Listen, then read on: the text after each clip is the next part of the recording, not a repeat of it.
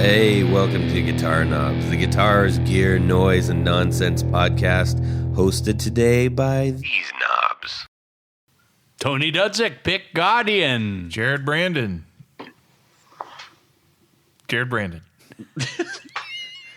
Okay. I like that pause. Yeah, he was trying to think. He's like, I don't know what I'm doing. Where am I? What's the thing? Yes. Yeah. How did In you the know? studio. How did you It's know? Jared, Jared in the studio. in the studio. I'm here. I floated Jared. all the way up from Tennessee today. It was rain the whole way. It's crazy. Hey, everybody, it's me, Todd Novak. Welcome to the Guitar Knobs podcast. We're thrilled to death. You are listening to our podcast. That's right. 6 years strong. 6 years and growing. Holy macaroni! And That's you right. and What's that in human years? 6 years actually. 6 years. It's odd. They line up perfectly with 50 each other. dog years? And largely as a result of the support we get. And speaking of that support, who do we have on the line right now? My name is Adam Johnson, Grand Poohbah. Indeed. Poohbah! Yes. Do you have a fez upon your head? Unfortunately, I don't. My son stole it and will not let me get it back. That's okay. As That's long as he's completely running around the acceptable. playground with it, that's fine. Yeah, that's right. He wears that thing every day. Loves it. Yeah. He's in the playground. Somebody tries to take it. And he's like, "Listen, Sully, I'll stab you deep and frequent. Get away from my fez." Listening to the guitar knobs right now. I don't know where that came I just got a picture in my head. It wasn't Very that nice. funny. I'm sorry. Well, Jared is I'm not easily amused. I am, though. That's Todd that's is. lucky for That's me. the problem. And me too. I'm usually All pretty right. easily amused. So, Adam, thank you so much for joining us. As you can see, ladies and gentlemen, as a Grand Poohbah, he is not actually poisoned by the orange food or the mysterious orange liquid floating in the jacuzzi at the top of the penthouse suite. And so you should join him up there. This is essentially what we're saying. Yeah. Adam, before we go any further, where can people see what you're doing in your guitar world? If you'd like to share that on Instagram. Yeah, no problem. Instagram handle would be Foster Doom. Nothing really too updated on it, but I plan on starting adding a few more things. Good. Add them. All right. Well, we mentioned that he's a Poohbah. And Tony, would you mind just kind of briefly sharing what that means to those that may not know? he gets all the stuff and more. Without the full sales pitch. Okay, but, without you know. the full sales pitch. Well, he helps make this show possible. That is true. He is a sponsor, a patron. A patron on Of Patreon. the arts. At the highest At the- level that we have. So far. Yeah, so far. Yes. I don't know. Maybe do we need to have a suite in Dubai that Well, we might. yes, the Prince's suite. Yes. Anyways, But no, it's folks like him and even our other executive producers Absolutely. that really Everybody. help offset Keep the the power expenses And- of doing a Yeah, podcast. yes. This And- isn't free, folks. well, it is to them. Well, to you it is, Yes. but not to us. Not to us. But that's okay. We do it anyways. Probably. I do it anyways. I do. I do. do. It's always funny. Always funny. All right. Hey, we've got a fantastic show because we got lots of things to talk about our favorite subject, which is guitar gear and all right. kinds of that business. What do we do on this show? And Adam might stay for the whole show. He might. If we're lucky. Is he still there? You think I'm so? going to try. There he is. So let's see here. We need to thank a few people. That's right. A big, giant shout out to Nick Stillman down at Road, our liaison at Road, helping us out with all the great stuff. Fantastic equipment. We've said it before. We'll say it again. We'll keep saying it. And the cool thing is they're coming out with all kinds of great stuff that helps musicians in general. This isn't just about the podcast unit we have or the mics we have. They are really getting deeper into like content creator world for sure. And if you're interested in that in any way, shape, or form, and even just, recording yourself, they are the people to help you with that as far as equipment goes. So thank you to Rode for doing that. Also want to do a quick shout out to our friends at Pedals for Ukraine. We have been talking about them for the last couple of shows. We had Esther Lee on and Zach from Malays, who are both contributors to that. We would encourage you to go over to Pedals for Ukraine on Instagram, bid on one of the unique and often one of a kind, one time ever done type pedals, minimal runs, and all that kind of stuff. Tony, you got one of those, yep. Yes. Well, actually, I got one of John Esterly's. He did a special run of Cyborgs. That's correct. Which were done in the Ukrainian flag colors. Yep. But yeah, I mean, there's some great deals. I actually perused that the other day just to see what kind of cool stuff is there. There's always new stuff. There's new builders being added, and the great thing is that those funds go directly to the three. They've chosen three charities: the World Central Kitchen, excellent. The USA for UN Relief Agency, Nice. Excellent. and Doctors Without Borders. So you will be helping people. Yes. That's a big thing, and you're going to get a great pedal out of it and supporting our local builder community. Yep. All right. Thank you guys for doing that. And I also wanted to share, this was a pretty interesting email. I got this from Gregory Randall. You are always the highlight of my week. That's a great way to start out a mail. Yeah. And so glad I can be a small part of this community. Gregory is an executive producer. I can say that Nice. once. Main gear of choice would be my custom shop thin line Telecaster in a slightly relict Daphne blue. Is that a 72 Daphne's such a beautiful name. Like 72 honestly, or a if 69? you're having, looks- if it you're having looks a baby good, girl, too. you should name him Daphne. Daphne, yeah. Did we determine if it's a 69 or a 72? It didn't. It goes through a JHS double barrel drive, a Boss Wazacraft Dimension C. Jared used to have one of those. I still have it. You still have it? And a Keeley Omni Reverb into my trusty orange Tremlord combo amp. I've been listening since the middle of 2021. Can't remember how I first heard about you, but I wanted to support you all because I appreciate your positivity, the great information, and because I hope my small contribution would encourage you all and help the podcast keep going. Well, it does, and we thank you. Absolutely. Yes. Thank you to the crew for the abundance of awesomeness and fun. Oh, and I really love the 101s. I've gone back to listen to them all, and the newest one on Gretsch is really well done. Also, please say hi to Adam John. What? How did he know? It was, no. Yeah. He probably would, though. Yeah, you guys hang out and Tricky. talk. All right, I'm done. Peace. On the journey together, Gregory. Thank you, Gregory, for sending that in. We appreciate you, my friend. Thank you. Always nice to share a little bit of goodness in this sometimes dark world. That's right. All right, we need to talk about what's going on in our music worlds this week. Woo-hoo! We're going to start off with Tanya, and then we're going to talk to Adam. Okay. All right, and then we'll continue with the rest of us. All right. Go ahead. So, Tony. Todd, I'm going to recommend that everybody.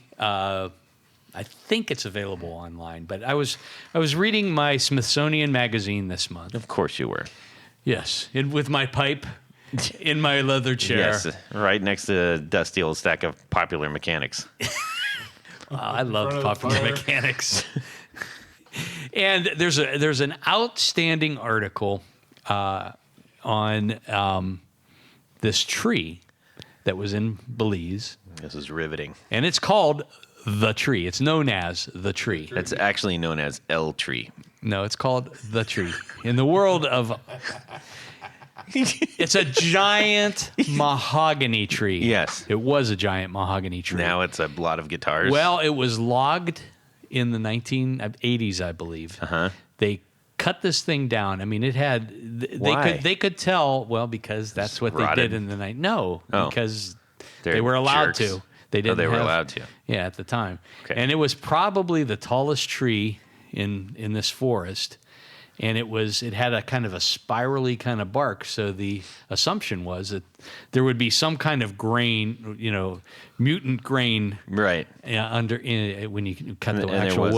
wasn't. Well, actually, it was. Oh, my. So they cut this. I've got thing. this story all wrong so far. They cut this thing down, and instead of it falling where they thought it was going to fall, it falls down into a ravine. Oh boy. Now we're talking this thing is like 12 foot around at the base. Yes. It probably over 100 feet tall. Yes. Jeez. It falls into this ravine. They can't figure out how to get it out. Because it's so big. So it sits there Yeah. for probably 12, 18 years. Oh. So now it's been element tested. Well, I guess you could say that. So there was a gentleman by the name of Robert Novak who was specialized in exotic woods. Yeah, I know him. I know you do. Your uncle. He actually went down to Belize, and I mean, it was like finding a needle in a haystack because there was this legend of this giant tree that was chopped down. Or It a was tree just- in a forest. I mean, Yes. either way. and nobody heard it fall when the tree falls in the Right. forest. Does anybody hear? And after searching the forest, he actually You found... took all that time to figure out the word searching? That's... Sorry, go ahead. See how he is? Bad. I know. This is what we have to put up with, 5-minute folks. story turned I- into I- 2 hours. Anyhow, he finds this giant tree trunk, Nice. wood, and he spent the next couple of years figuring out how he's going to get it out of there and how to mill it and all this stuff.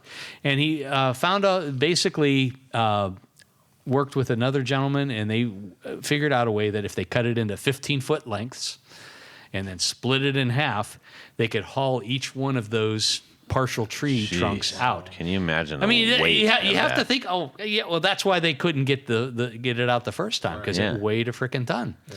Yeah.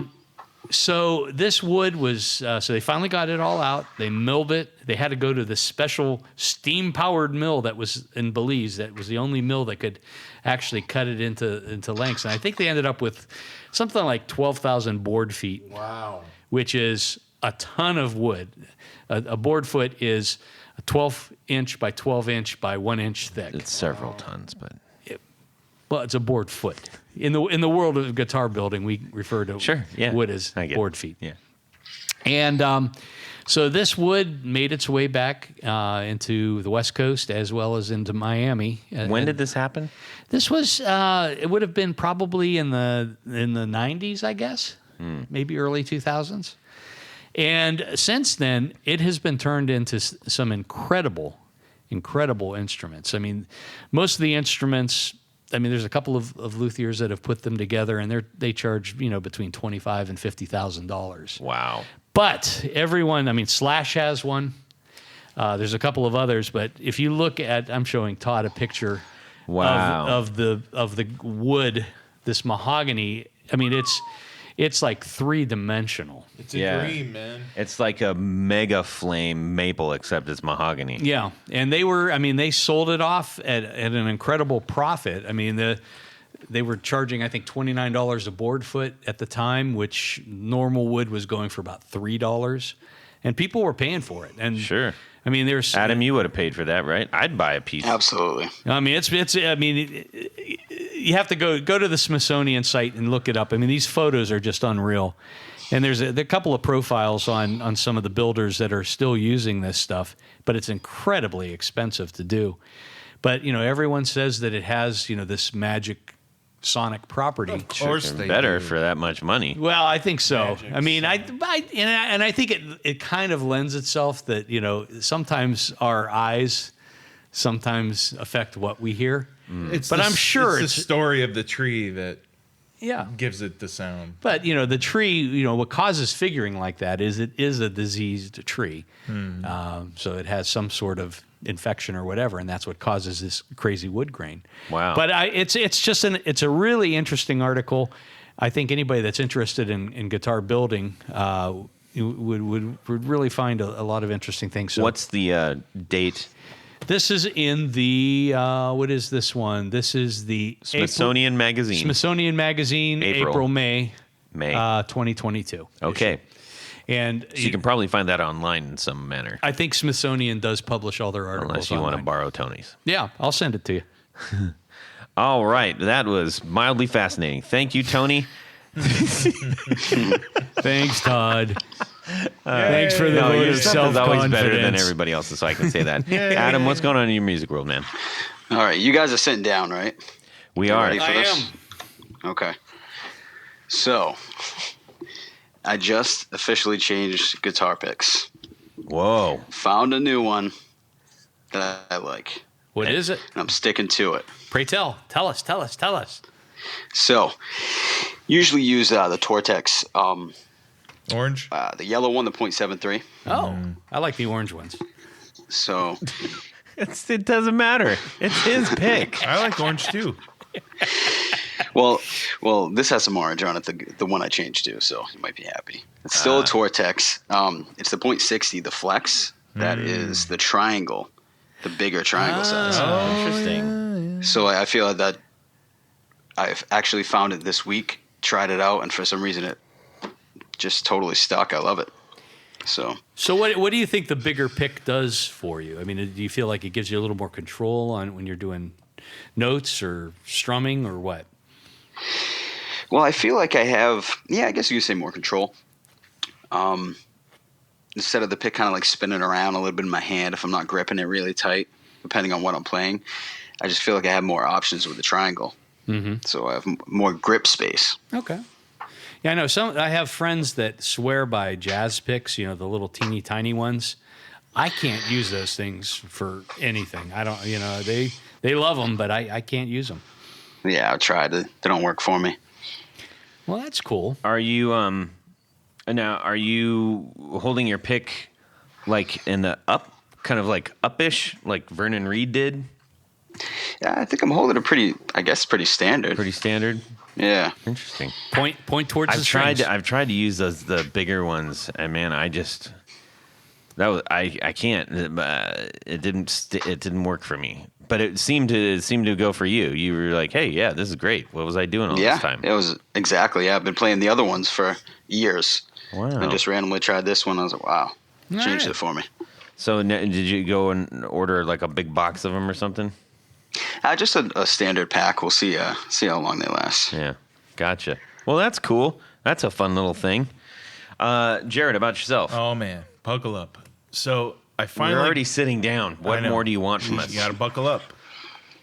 So I finally got out a bunch of music equipment in my music room at the new home in Tennessee, and I got out the old Mutron biphase, and I hooked it all up. A couple of amps, so I did the old left and right thing, and I noticed that both the generators, which generate the phasing, the pots are not working right. They're all weird, and the one was doing that before, but I noticed both. So I said, oh man, dang it, I finally need to take this thing apart. So there's a bar in this room, and there's a light above the bar, and all the other lights are on except for this light above the bar. And it's a little can light up into the, what do you call that one? Ceiling. It's a ceiling. Recess light? It's a recess light in a little can. Yes. And so I changed the bulb, and it didn't work. What didn't work? The light bulb. So I'm like, daggone it, this is my new home. I got to fix it. It's got to be right. So I get a chair, and I stand up, and I try to change it again. Where did you find a chair that you can stand up It's on? a stool, actually. And it did crack, He by tied the way. one to each foot. I pretty much. And the seat was cracking, too, because I'm a big boy. So I changed the light again, and again it didn't work. This. So I took the light bulb out, shut the lights off, and I took it all apart.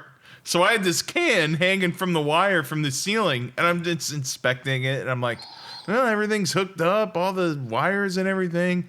And I saw this little fusey thing outside of the can, and I take that apart, and it broke, and it came unsoldered. I was so mad, and I had to get my soldering iron and put it all back together, and I'm sweating. While you're on a stool? I'm sweating because I'm in this funny position, right? Because the ceiling is on an angle, and I finally get ready to put it together, and I turn the switch, and it doesn't work again.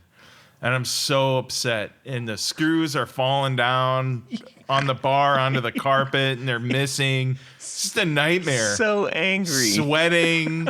My shirt's all wet. I'm just, I can't get this. Well, it's hard to eat chicken while you're fixing this. That's the problem.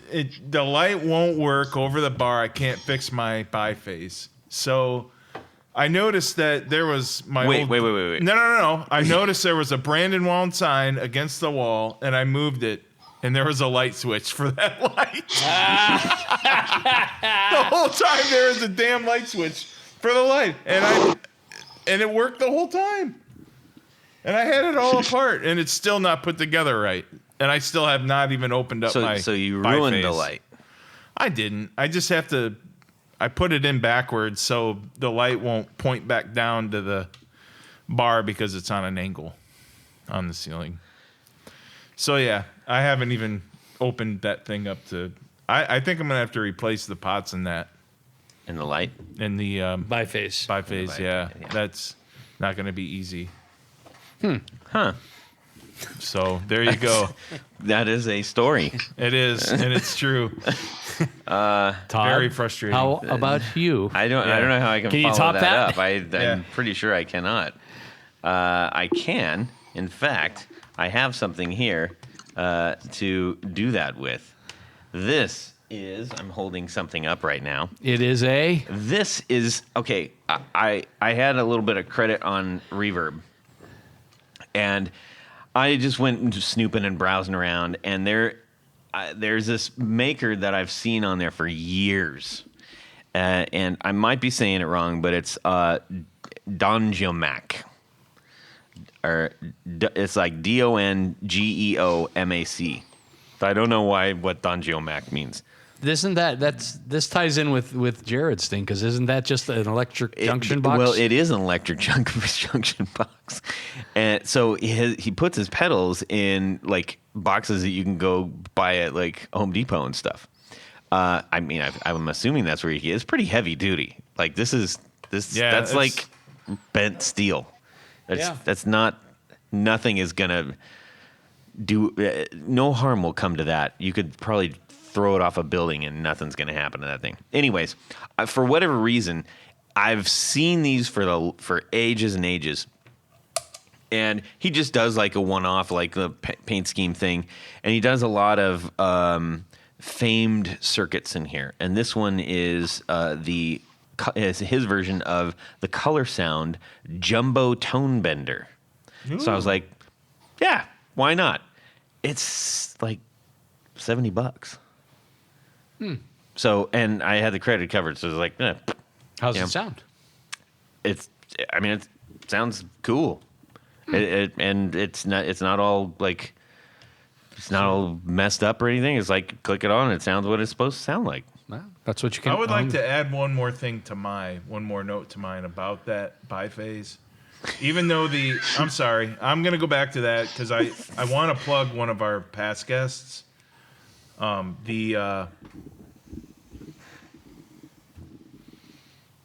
So anyways, I really like this pedal. Forgot his name. What's that pedal? The one that I have to have at the end of the chain? The what? The P2, what pedal is that? I don't know, but this is nothing short of I don't care about that. Amazing I'm trying to right think now. of what I had that. Yeah, well, anyways, so if you go to Reverb, you can check these out. He does all kinds of new ones, and he copies. He's like, hey, this is a version on the MK2, or the Super Fuzz, or he's done all kinds of different ones, and they're all in these little junction boxes, and they're all sub $100, and nice. It's pretty cool because it's like hand painted. They're one off. This one is black with yellow spray spreckle paint all over it. Yeah. It's kind of fun. Antique kind of thing. Anyways, just erase that crap that I said. I can't. We talked over it. All right. Hey, everybody. Let's find out what is next. Happening in your music world this week? No, we already did that. Version 2. We're gonna be heading over to something really, really cool. My friend, you have been a long time listener of the show, and you've been privy to all the cool gear that we talk about. I'm willing to bet that you are one of the smart cats out there that has maybe dipped his toe into the world of tour gear patch cables. Is this true? It is true. I've definitely dipped my toe in that water. Nice water. Yeah. I love that dirty water. Yeah. So what'd you think? Give us your review on them real quick. Oh, they're great. I mean, they save you so much space on your board. The quality is awesome. Nice. You don't have to worry about those things falling apart. They're great. Yeah, I don't think you get any arguments from any of us. I mean, that's the one thing. In addition to space saving, I think they're extremely affordable. Yeah. And I understand that if there's a certain code that you can put in, Todd, Yes, there is a certain code. to save even more money. Indeed. And that is... Don't you guys remember? You should know it by heart I by think now. you It's just called- type in- It's just the guitar knobs. The guitar knobs, all all one word. lowercase, all one word. Save you 10%. That's right. And Adam, did they arrive quickly? Yeah, super fast, actually. Were they packed nice? Were they all signed? They were. Yeah, lovely. There you go. All right, go get yourself some in all kinds of shapes and configurations. It's fantastic stuff. Thank you so much to Tour Gear Designs for sponsoring our 4 on the Floor. Jared. Nah. Do it. No. Jared, do it. I'm still trying to remember the name of that pedal. Yeah, don't do that. Just do this. No. Yeah, you got to. Hey, Adam's waiting for it. I don't wanna do this. He paid for it. He's waiting. Can't you see him? He's sweating bullets. He's like, if he doesn't say this, I'm leaving. Better, you can do it. You can do it. Come on, Let me Jerry. get a little bit of this. All right, we'll take it. 1, 2, 3. 4 on the floor. All right, Adam Johnson, Grand Poohbah. That's right. Please share your 4 on the floor with us. Alrighty, so my first pedal for 4 on the floor is going to be a Keeley Fuzzbender. Ooh, the white and orange one, Yes. Yeah, I love that thing. So I think the best thing about it is the EQ and the bias control. So you have a lot of options for your fuzz tone. You can totally get it completely Velcro-y if you want by cranking that bias, or you can turn that down and get kind of a lighter fuzz. So I find it pretty useful. Nice. I bet if you have it all the way down, you can get into just kind of overdrivey to Exactly, sound, yeah. It could roll your volume down on your guitar a little bit Nice. as well. So Right on. What's next? next for me would be I call it Ryra. It's probably it's Rocky Repaired Amp. They're clone. Okay. So haven't played an original clone, but once I got this thing, it's awesome. I feel like it really keeps your sound of your guitar still there. But I do crank the gain pretty far up on it. So I don't really use it as a boost. It's more of really pushing Nice. the gain on that. So do you use it to push other pedals, or is that like a color pedal for you? I guess kind of maybe like a color pedal. Like I use most of the gain from my amp, but it pushes it just where I want it. And what was the name of that again? It's Rocky Repaired Amp, so it's RYRA. RYRA clone. Yep. Okay. That's that, and I imagine that was. Oh, okay. Yeah, I've seen. All right, gotcha. This has almost like an Art Deco version of the Archer on the front of that. It's kind of interesting. It actually reminded me of the Cattle and Bread Echo Rec. With the same kind of artwork on it, and it's gold too. So interesting. So you really dig that, and that's a crazy good price. Those are sub $200 pedals, right? Yeah. Yep. Yeah. Awesome price for it. Nice. Do you know? Does it have any modifications? Like, is the volume boosted? Is the drive boosted, or anything like that? From my understanding, it's like a pretty much straight ahead clone. Okay, gotcha. So I don't think they've done too much to it. Interesting. All right, the Ryra RYRA clone KLONE. So they skipped clone and just said, no, it's just a clone with a K. Yeah. That's cool. All right. What's next? So next for me would be just a simple Phase 90. I like phasers, man. I don't know what to say. I found the Phase 90, stuck with it, and it works for me. Yeah, man. Is that like a vintage one or? No, it's not a vintage one. Just I think a few years old, the one that I have. But yeah, that's Mick Ralph's sound of the 70s of Bad Company. Yeah, that's what he used. Yeah. And you wouldn't know, would you, Todd? And Eddie Van Halen and some. Yeah. A couple of other names. A few others. But lead with obscurity. That's what I say. Do you use the phaser in an always kind of like just barely there, always on? Or no, or like no. When I full do on? use it, I definitely go full on. Cool. Okay. Yeah. That's right. And what's number 4? So number 4 is a Boss TR2. Okay. Pretty basic tremolo, but again, it checks all the boxes. Works for me. That's something that I actually do when I do use it. That's cranked up too. You mean the effect of it? Because that doesn't have a volume on it, does it? No, so it's just like the full effect. Almost all the knobs turned. Yeah, Okay. I think it just has Cranked up, just so. rate and Yeah, depth. that's the way I use to punch in on a couple of our tunes. Like I want a full-on helicopter chop. I think Square paired wave. actually with paired with the fuzz bender. I think it's awesome. Yeah, that probably sounds really, really cool. You could probably sit on that so it doesn't actually sound like a punch-in, but just like just like a back sound. Yeah. Yeah, that's neat. Right on. Well, that's a nice little setup. What kind of pedal board are you using, by the way? I'm using the Temple Audio, the Duo 17. nice.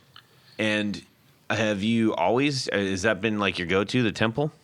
No, actually, I switched to that probably a couple months ago. What made you switch? More pedals, adding more pedals. Yeah, I needed the room. Plus, I thought they looked good. So, And do you use the plates that you're supposed to use on them, or do you just zip tie them down? I actually just use the regular dual lock, Okay. just like any other pedal board. Yeah. All right. Yeah, the Temple, those, I mean, I know that it was a really unique idea and certainly a way to absolutely secure them, those little metal backers that kind of fit the holes like Legos. But I actually got a pedal that had one stuck to it, and I mean, I almost broke the dang pedal trying to get that thing off. I was like, this is crazy pants here. I mean, unless it's like, nope, that's the board. That's not going to, all my pedals are going to go on this board for life, then go for it. So yeah, and the dual lock is a really nice alternate to the Velcro.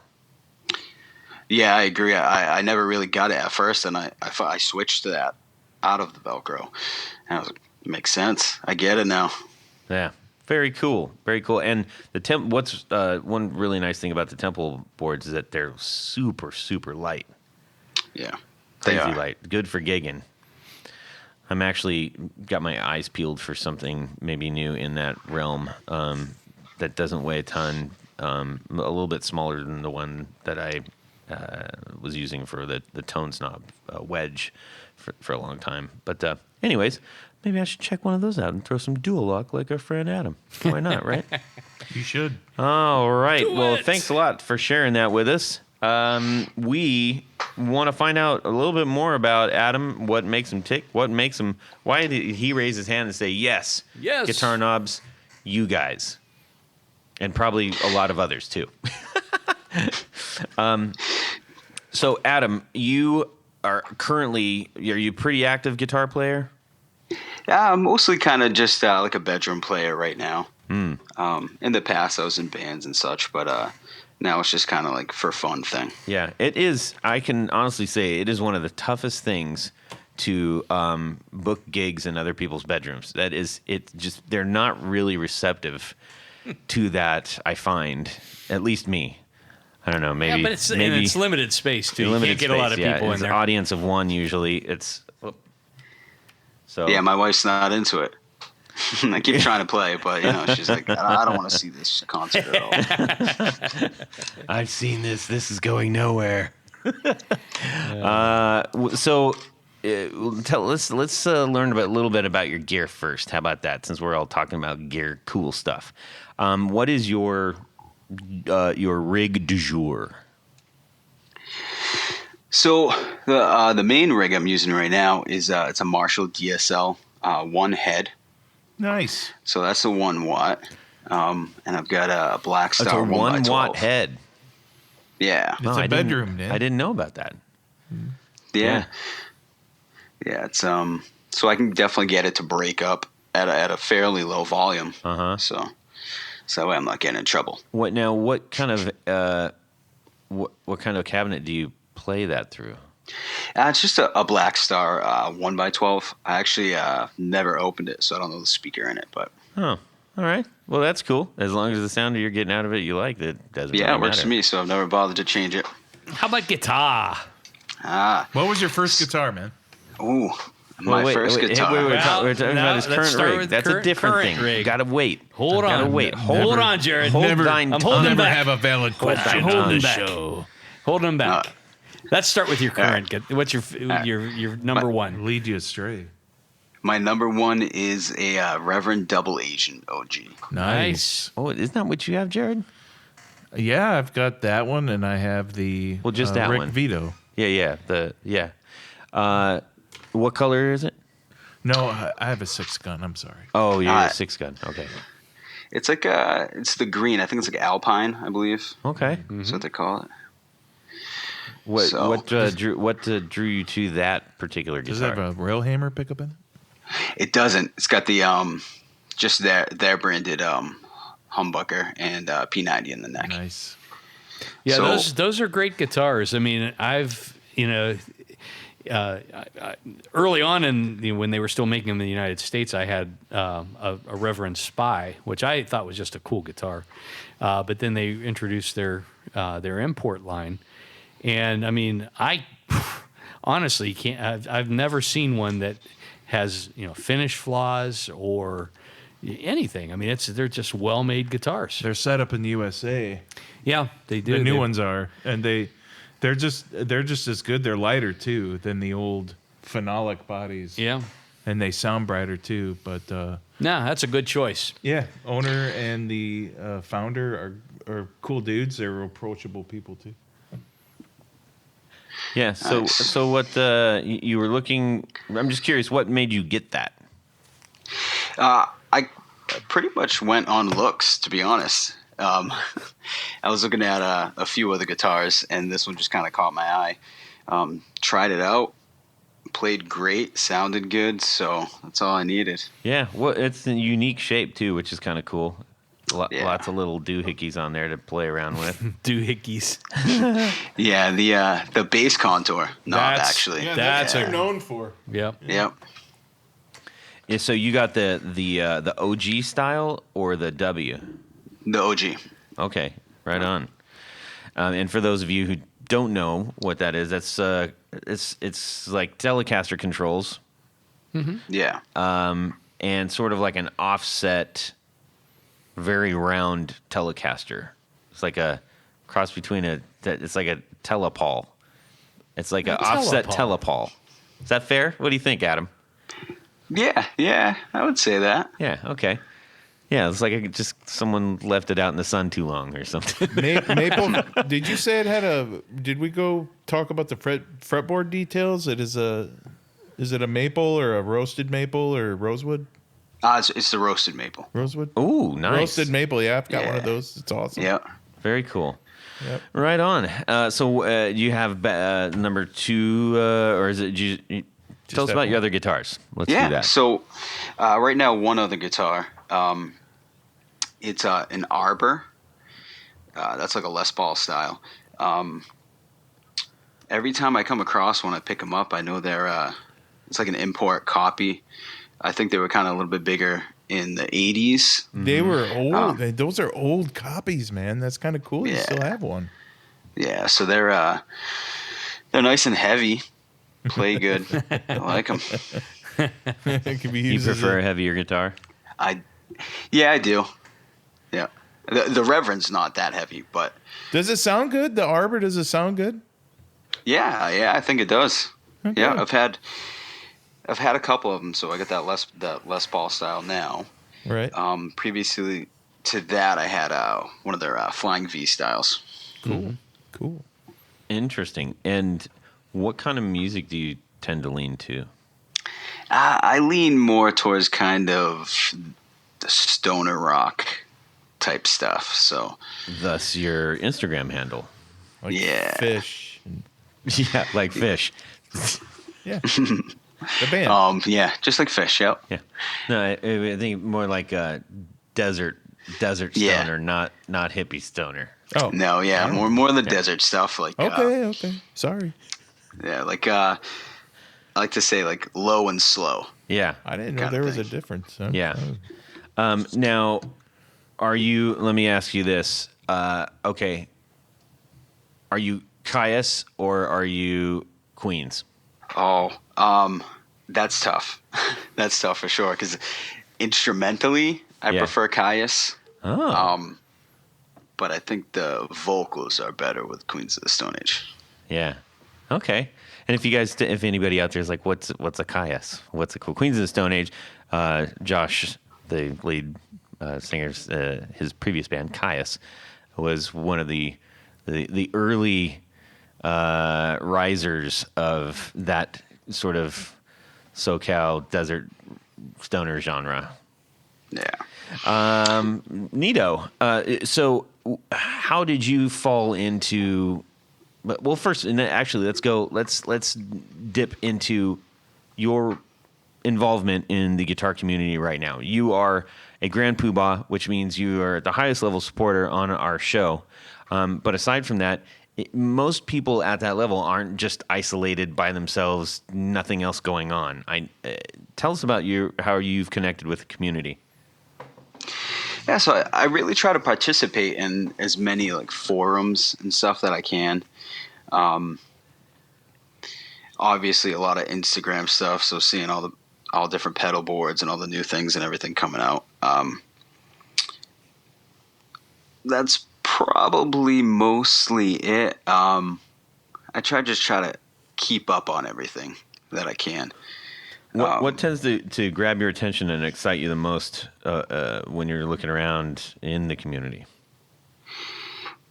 Well, I think the biggest thing about the community is how supportive everyone is. It's real surprising, especially when you guys will have a builder on, and they'll mention another builder that's well known that's helped them out. So that's just awesome to see that, where there's no trade secrets and everyone's kind of willing to help each other. Yes. Yeah. So- that's 100% true. And it's cool because it's something that we never get tired of hearing, but almost everybody that comes on the show echoes that. So to those people who might be new to the show, new to the guitar community, maybe you're just starting out playing guitar, or maybe you've found the show because you're obviously listening right now, and you maybe not have been connected. I guarantee you this is a community, especially our audience. I can vouch for our audience. I can't vouch for anybody else's, but I can vouch for our audience that, when you start commenting on people's posts or, just joining a stream of consciousness within, like Adam, like you said, like within a forum or whatever, people are nothing but helpful. They're responsive, and I really have not seen too much of any nonsense.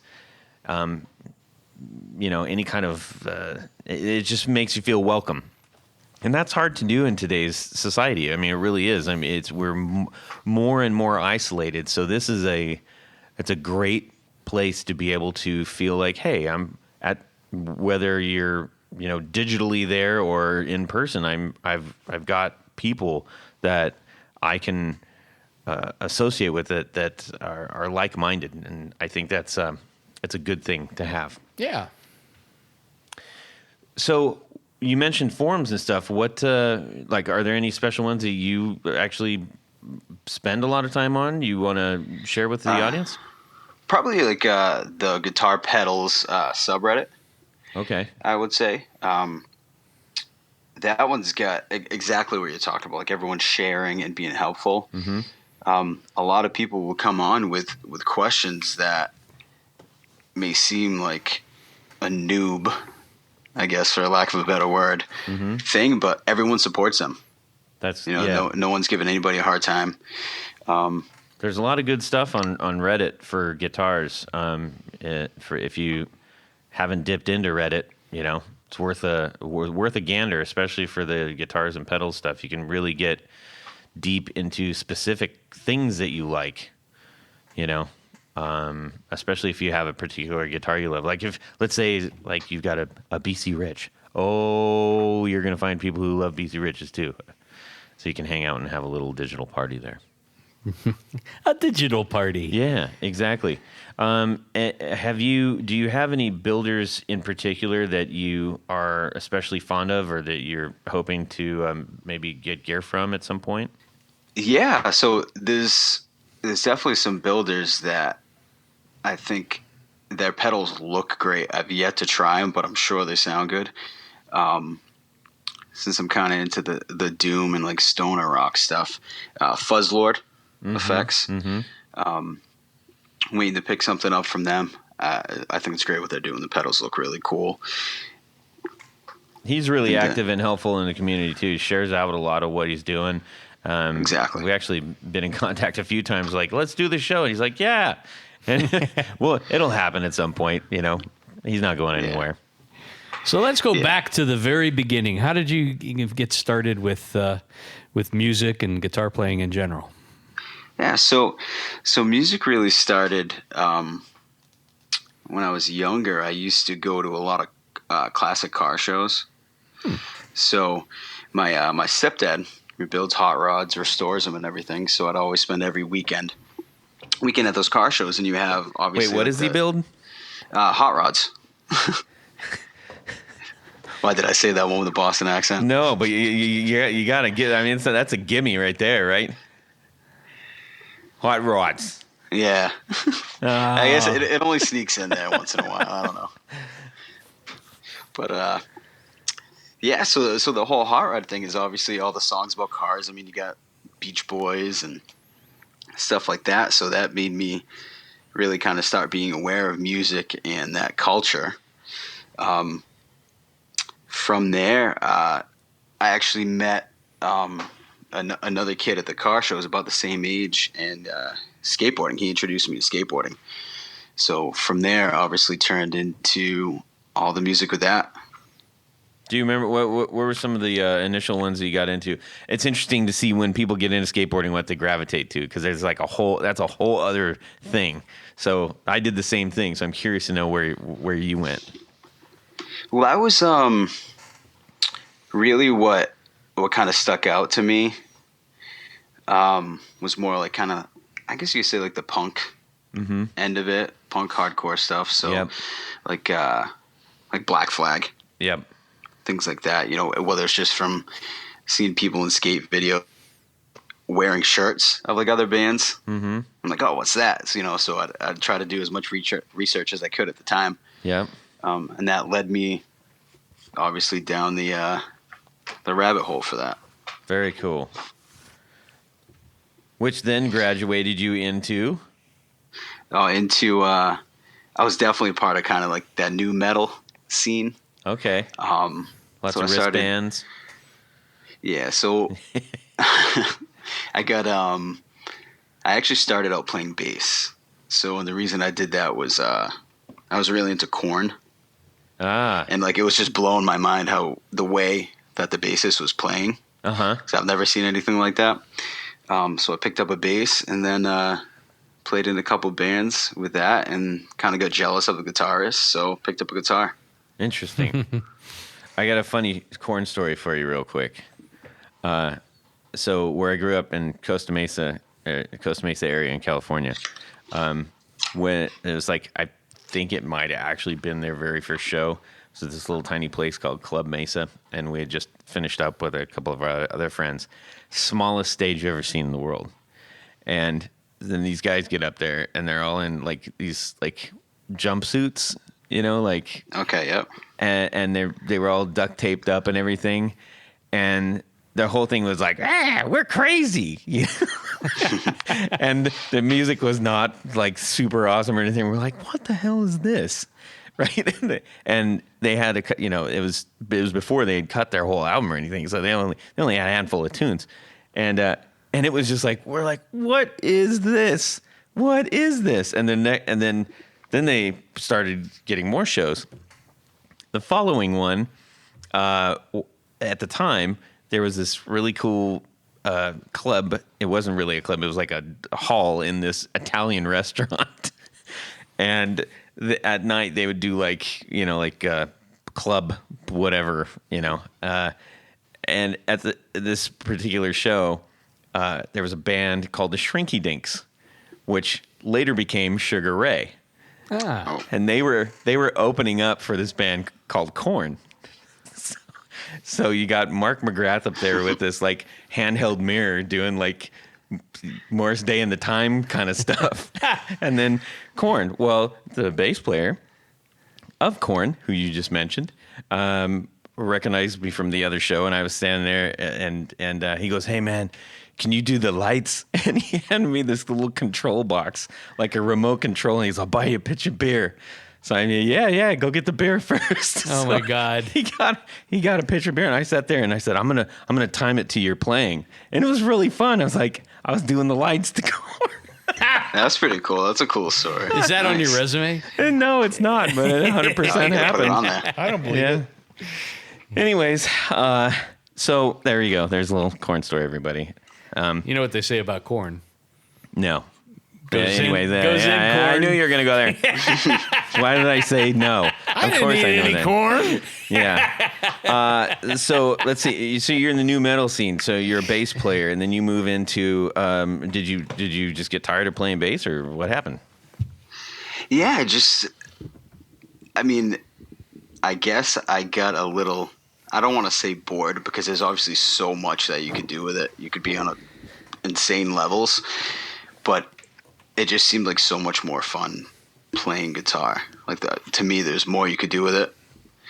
At least that you would be able to pull out of a song and recognize easy. Mm-hmm. So it'd be the point where like I'd show someone a bass line from a song that I know, or they might even know, and they wouldn't have any idea what it is. But if you play the guitar riff, they'll know it. Mm-hmm. So. Yeah, a little harder to do with bass sometimes. Yeah. Interesting. So, what was the next leap into where you kind of transitioned? What is there any particular bands that were making you want that, or any kind of players and individual players that were really inspiring you? I really, once I started kind of moving out of the new metal stuff, I really got into a lot of some of the bands from Massachusetts. Anyway. So you'd have like I guess you'd call it metal, like more towards metalcore, but like Killswitch Engage, Unearth, stuff like that, and that led me even deeper into the Massachusetts stuff, like Converge, and all the Massachusetts guys go like, "Yeah, Converge, I love that stuff." Yeah, Mass metal. Yeah. Yep. So Converge, Dillinger Escape Plan, that style made me get into a little more like technical stuff, and somehow I stopped doing that and went with the stoner stuff as far as like slow riffs, slow heavy riffs. That's kind of took a different turn. A left turn there, isn't it? Yeah. I think what did it for me got tired was, of being angry, or yeah, pretty much. So. What did it for me was The Sword. Okay, yeah. Yeah, I got really into them. That's actually when I first heard about Reverend, because I know Kyle Schutt from The Sword has a signature model with them. I saw an ad for that, and I guess that's probably how I always kept my eye out for a Reverend. So when I saw one, picked it up, loved it, played it. Right on. And So is he like a major influence? I'm assuming for you. Yeah, for the stuff I like to play now, for sure. Yeah. Any new stuff that you're really gravitating to that maybe other people might not know that you want to share? There's another band, I guess, kind of in a similar vein. Actually, from my area again, so I keep dropping the Massachusetts stuff, but I would say Elder is great. Elder. Yeah, Elder. All right. And is that like the stoner rock, or is it more like kind of East Coast metal? More, I guess, the stoner rock stuff. Maybe a little more atmospheric type parts. Mm-hmm. Now, I got a question. When you started to get into like new metal, so to speak, at any point did you, assuming you kind of skipped past like Judas Priest and all that, that kind of era, did you ever kind of go back to any of that, like roots of this stuff, or? At that time, at that original time when I was getting into like the new metal, not really, but what really got me going in the past, I would say, would have to be obviously Black Sabbath. I think that's where not only a lot of metal comes from, but that's kind of stoner. Yeah, for sure. Stoner vibe. So again, the riffs are slower, a little more groovy, I guess you could say. Mm-hmm. So they're obviously a huge influence on that stoner genre. Pretty much any band that tries to sound like Sabbath, I like. Yeah. In my first band in Costa Mesa, we did a show, and I said I really wanted to play this tune, and it was one of my favorites. It's probably my favorite Black Sabbath tune. It's Supernaut, and yeah. I learned all of it except the solo because I couldn't do it. So I was up there and I just kind of went. I had a little fit, and then back to the riff. Can you play it today? No, I mean I don't know. I don't know. I haven't played it in a long, long time. Just learn it. Yeah, I'm sure I could. It's mostly bends and wheelie wheelie wheelie wheelie wheelie. You can do repeating wheelie wheelie. You need plastic fingertips. Yes, that's the key. That's why I couldn't do it. See, I had an excuse. Tony Iommi. Yeah. So that's cool. So you are now. Where are you kind of now with everything? Are you still in that? Are you exploring new styles? Or is your gear influencing what you're doing? Well, definitely still in that genre, for sure. I just can't seem to leave it. It's the funnest to play for me. So I kind of feel like some of my gear doesn't reflect that, though.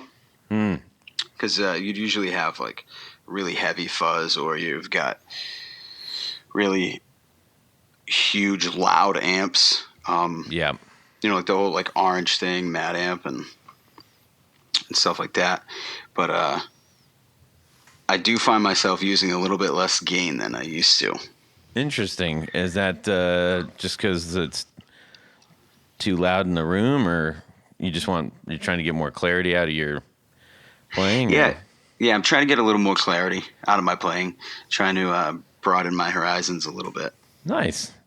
Well, good for you. Little John Denver will do that for you. There you go. Sunshine on my shoulders. Interesting. Yes. Or Michael McDonald. Yeah.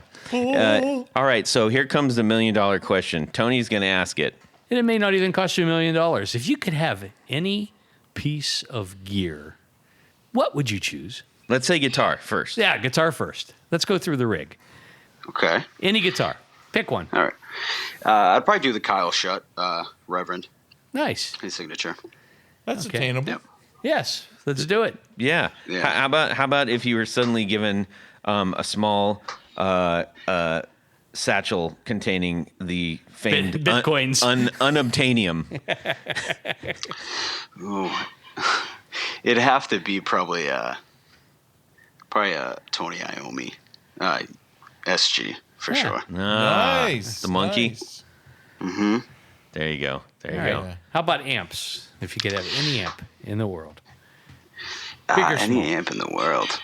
So, again, I keep hopping on the Kyle Shutt thing, but I know for a while he toured with this amp. I believe it was called like the Big Crunch.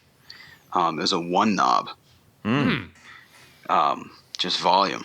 That's it. Apparently, Yeah. that's all you need. Yes. I can work that. So I think it looked awesome. Anything with one knob just looks cool to me. So it'd be that one. Okay. Dig it. You have a theme going. Yeah. That's for certain. Well, right on, man.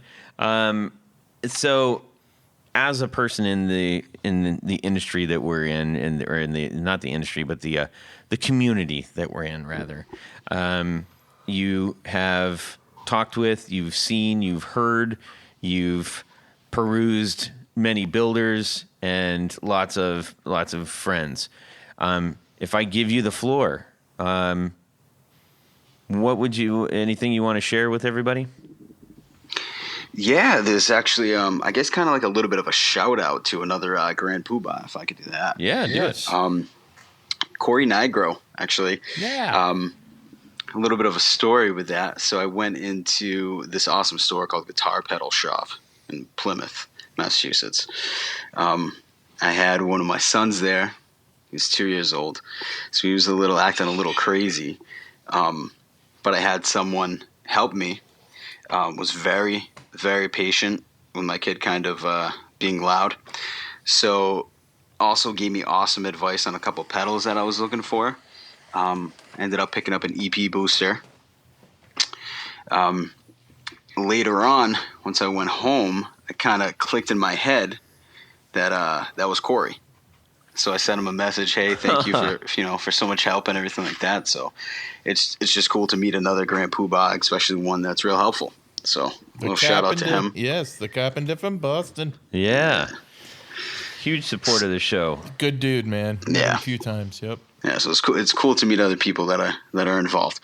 And Wouldn't have been fun if both of you guys were wearing your guitar knob shirts. yeah, that would have been cool. Oh, then you Or would the have been like, Fezzes. wait a minute.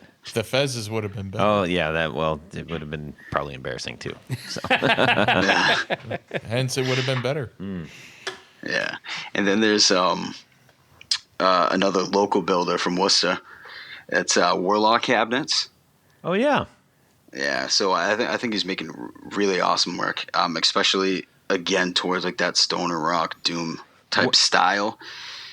I don't know what it Actually- is with the builders of those, like Atlas and Warlock's. Like, oh my goodness, they're using that mahogany from that Tony got. Like this insane, the builds that go into that. Yeah. It's pretty impressive. Yeah, it's again like it just looks heavy, you know. But yeah, actually, I have a little orange Micro Terror, and I had him build like a head cabinet for that to make it look like a full size amp. So yeah, That's so shout clever. out. I thought that was pretty cool. Is it like a little tiny tab of Velcro holding it in on the inside, or? Yeah, yeah. That's cool. Well, thank you, man. I appreciate you giving props to people out there. I appreciate you supporting our show and sharing your guitar life with the others that you encounter out there in the forums and on Insta and all that business. And we're honored to have you as a Poohbah, man. Well, thanks. I really appreciate it. I think what you guys do for the community is huge. Yeah, So- we really appreciate it. I mean, all of our sponsors, but it's just so nice to be able to talk to you and get a little more background information on you. So that's always good. For sure. Yeah, I appreciate it. Thank you. All right. Well, Adam, hop in the El Camino with us. We're heading over to Jared's house to pick him up. Did you remember to put gas in the tank this time? I did. Very good. Yes. And it's a bench seat, and it's just Jared. Jared, You guys never cease to amaze me with the insults hurled at me about my what are you talking big about? fat belly that I do have. Welcome to the not- L. What You're does not that have fat. to do with a bench seat? You are not fat. Because- You are just a big dude. A monument, You're if not you will. fat. So come on in to the El Camino, my fat El Camino, to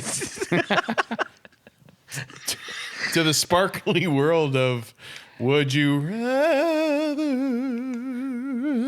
That has been missed, by the way. I will say we've Oh, done a yeah. crap job the last couple times. So Yeah. thank you. Not good. Not welcome. good. That was good. What we Yeah, did was but not yeah. good. Oh, sorry, man. So you have a gig with your band, and it's a fairly pop. You know, it's a local gig, but it's a It's a hopping spot. it is, and it's a corporate. It's paying you. So it's paying, not a bedroom gig? It's no, it's not. It's Okay. a $20,000 gig Whoa. each. You Each? each get 20 grand. Each It's a pretty big gig, man. It's for Dang. it's for the county. at the fairgrounds. That's right. However, the Not our county. right? So the big city, about 10 miles from that gig, is the Rolling Stones. Oh boy. And Ronnie Wood got sick and he can't play. Mm-hmm. So they call you up. They're like, hey, we lost Ronnie. We heard you were a great rhythm guitar player, and we need you to play for us tonight. But, you know, we're only going to give you like, you know, $100 or A t-shirt. $500 or a t-shirt, and we'll sign whatever. So would you rather 20 grand with the band that, you know what, I would say maybe 10, 15,000 people are going to be there? Or would you rather go to the arena and play with the Stones for a few bucks? Dude, that's a great question. That's a great question. Because we all like money. Oh, man. But who doesn't like That's the a Stones? great. Yeah, I love the Stones. Do you like kidney stones? And no, but they seem to love me. Yeah, okay. That's really tough. That's actually a really, really tough decision. Well, yeah, because if you don't play your gig, you're going to piss off your current band. Yes. Lose out a lot of money. Excuse me. I'll have another one, officer. And you know, you're never going to probably get called back. There's my mug. I've been looking for this for weeks. You It's right here this whole time. Sorry. pulled a Go ahead. Jared. Go ahead. Tony. I'm just trying to work this through the gray matter to see, because, you know, you're not probably going to get called back to the Rolling Stones again, but it would look nice feather in the cap. Oh, what an experience. The crowd, are you kidding me? Looking out to seeing that many people. Oh my gosh. Sea of people. A Looking sea over of to humanity. your left. Mick's giving you the old eyeball. Like, you better. Clowns to the left of me, jokers to the right. That's correct. Here I am, stuck in the middle with you. All right. I don't think I want to piss off my band, so I'm taking the 20 grand. You've got to be kidding me. You're not going to play with That's the Stones? dude. That's your jam, like old '60s stuff. Dude. If it was the Kinks, maybe, or the King- Beatles. what, the Kinks. The Kinks. Oh golly. Well, the Stones are still there. The Beatles are half gone. Yes, exactly. Half gone. Is Billy Preston still alive? Because he was the fifth Beatle for a while. Anyways. So it could Wow, be three-fifths. that's surprising. Yeah, well, you know, I thought about it because if if you're getting that kind of a gig, chances are the band you're in is pretty good, and you know you don't want to upset your other band members. Yeah. You I mean, will they- receive some sort of credit, though, as the man who turned down to play with the Stones. Oh yeah, that would definitely give you band cred. Yeah. Well, So that's what I'm going to do. I would love to play with the Stones, but you know, man, I think you got to stand by your band. Stand by Yeah. your bed. Boom, boom, boom, boom. okay. Well, let's see. Jared, Yeah, I made that too tough for myself. it's really hard. That's a really hard question. It's difficult. I mean, yeah. Lead guitar player in the local band, rhythm player with the Stones, no money, and then 20 grand with the local. It's tough. I want to play with the Stones, but yeah, I don't know. You kind of helped me make up my mind. With That's your what I'm logic. here for, Jared. I'm here to help you make up your mind. I don't know. To make the right choice. Come on. We need an answer. I'm gonna make the band mad, and I'm just gonna play with the Stones. Okay. I'm gonna ruin all that for a few, 3 hours with. I don't know. They're 70s, maybe an hour with the Stones. But everyone's going to say, who is that giant doing man like- on stage Yeah. amongst all the Lilliputians? It's like an Iron Maiden show. There's Eddie. It's how many. It's Eddie. You know how many YouTube hits I'll get to? Man. That's true. Okay, let's see. Adam, how about yourself? That's hard, but I gotta stick with the band that I'm in. I gotta support them. Yeah. Nice. Yep. Stand by your band. I chose to do Yeah. the Stones to make it harder for everybody else to give balance to the. Todd? Let's assume that I actually can play well enough to play with the Stones. That's why I did say rhythm. I got to do that. I mean, I love my band, and I'm usually the one who's complaining about, like, dude, don't miss the show, don't miss practice. You've got to make sure you have the date. Da da da da. I am driving that. So this is when I say, you know what, everybody, sorry, you. Yeah, you can't earn your 20 grand tonight. Yeah. Hopefully your band isn't listening. If we're to that this, good, Todd. if we're that good, and we're each getting 20 grand that night, we'll get 20 grand again. That's the way I look. Wow, At it. Yeah.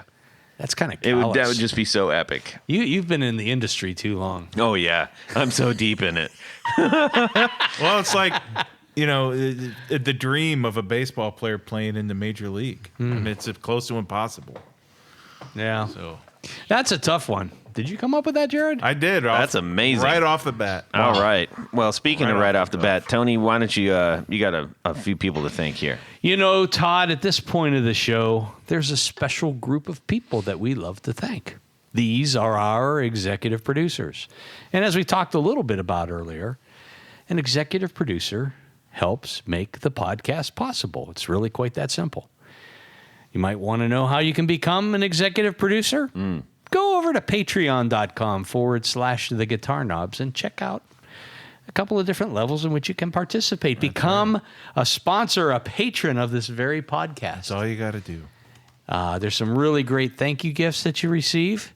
But there's one thing more, Jared. You get to have your name read on the thing. Your name read on the thing, and that's right. what I'm going to do right now. So special thanks to these executive producers. That's right. Moon Guitars, Vader and Pedals, Drew Lopez, John Halverson, Rick Calhoun, Trevor Gunberg, Elad Mizrahi, Mike D, Richard Kendall, Mark Garton, Matt Hurt, James White, Justin Jones, Anthony Gemalero, Bill Gola Guitars, John Esterly, Anthony Lathrop, Stefan Lamb, Michael Senchuk, Ken Sayers, Doug Christ, Darren Gregory, John Anglin, Tom Brazen, Rusty Sneeden, Ralph Gottschalk from Wonderful Audio Technology. What? Yes. David Poe, Don Kloss, Gregory Randall, Brett Hogarth, and new this week, welcome aboard, Mr. Eric Hemmer. Aaron! Welcome aboard. Right on. Thank you so much for that. There's more? Todd, please. You know, I know you want to move along, but there's a very special group. Who? These are our Grand Poohbahs. Oh, yeah. We have to thank them twice as much. That's right. So special thanks to these Grand Poohbahs. Tommy Manasco, Ricardo Iguareda, David Kaminga, Brandon Wound Pickups. That's right. Hicks Matos, Michio Murakishi, Bob Crouch, Jack Cadian, Sam Jett, Tyler Rhines, Ellis J Music Company, John Williams, James Pennington, Adam Johnson? That's right. Hey, I know him.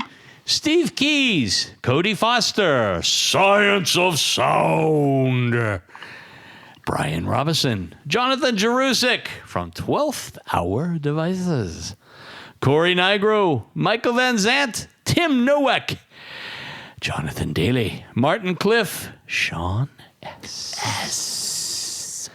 And Eddie Serratos. Thank you, thank you, thank you, thank you. Brilliant. That's I right. love it. Thank you. We we've said it a million times. Your contributions help so tremendously, and they make us feel pretty dang good. On that note, we want to say a colossal thank you to Adam for joining us tonight. Thanks, buddy. Yeah, it's absolutely my pleasure. Thank you, guys. You bet. And it was a unipedal that I couldn't think of. The unipedal? Unipedal. It used that for your. It's a buffer amp. It is. Use it for your phase pedal, your phase 90. Okay. Well, whew. Sorry Glad about we that. cleared that up. I finally I got it right in the nick of I time appreciate before the that. show ended. All right. Now, Adam, you want to send anybody anywhere to go be friends with you online or whatever? Yeah, just on Instagram, it's Foster Doom. Okay. Done and done. Tony? Head over to pickguardian.com. Check out some of the stuff I've got available there. Shoot me an email. Let me know what you need because I make custom pick guards. Let's pick some materials. Let's talk about pickups.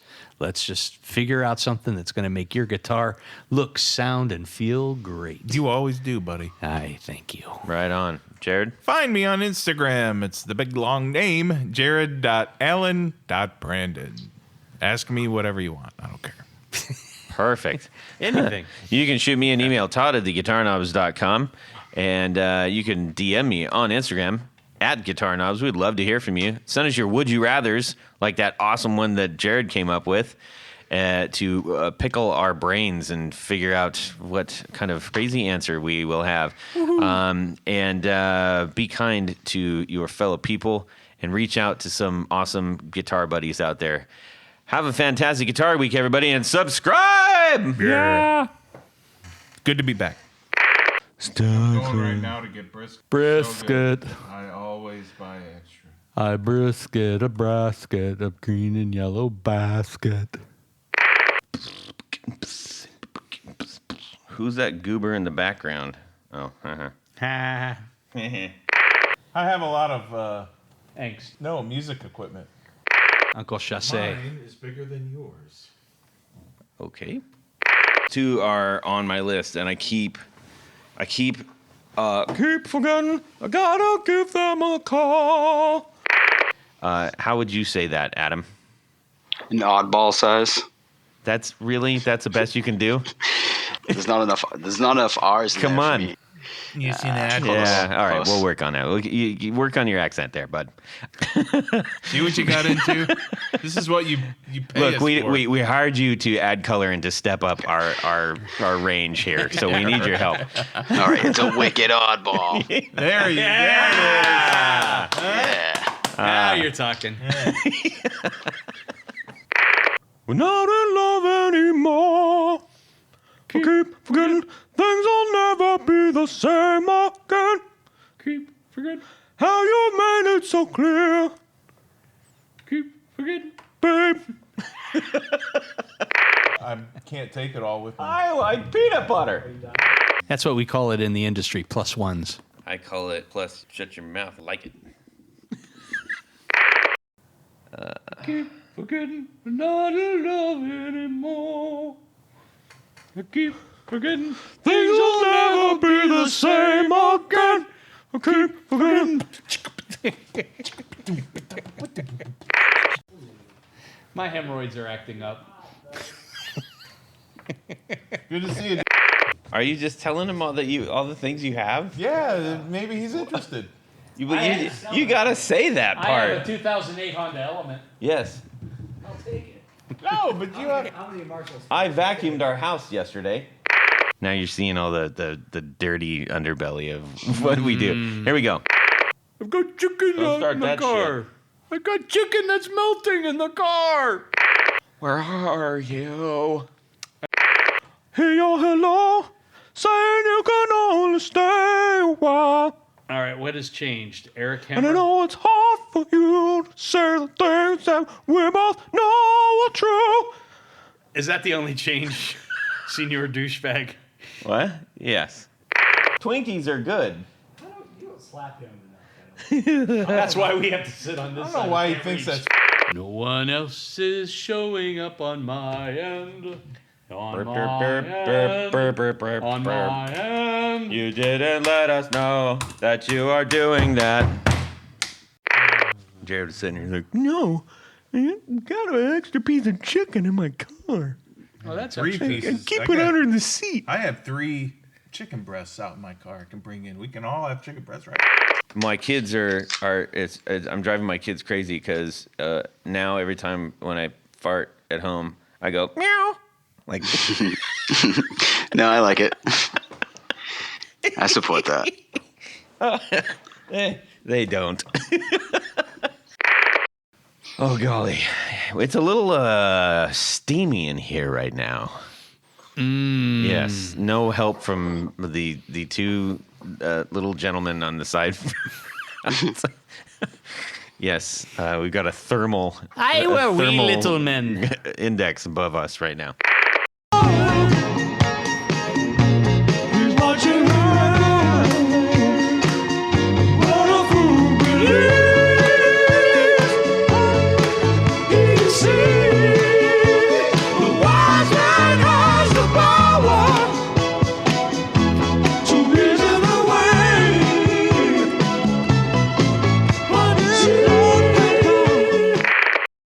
Let me get some of this. Oh, man.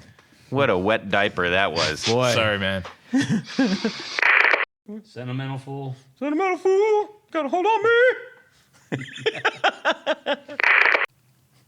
Okay. Well, that was fun. Yes. But diggy diggy ding dong.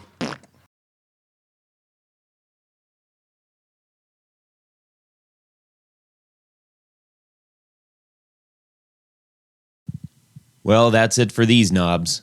Please visit our Patreon page at patreon.com/theguitarknobs. Visit our website at theguitarknobs.com for all of our past episodes, 4 on the Floor blog, and other good stuff. You can connect with us on social too at our Facebook page and share your gear and stories on our Facebook group. Also, be sure to check out our Instagram at Guitar Knobs. Catch you next time.